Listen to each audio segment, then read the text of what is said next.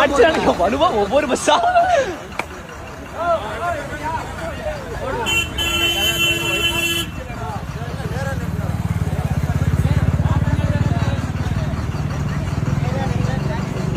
பாருங்க. தலாப்டி வந்து பஸ் நிறுத்த மாட்டேன்றாங்க.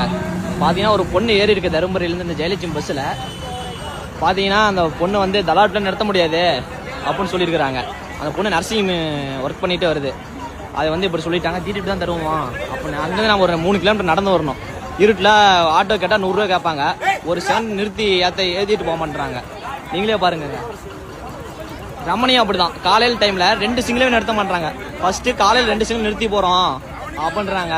இப்போ பாருங்க, இவங்களும் நிறுத்த மாட்டாங்க. ஒரு அக்கா ஏறி இருக்காங்க, நிறுத்த மாட்டாங்க. பாருங்க.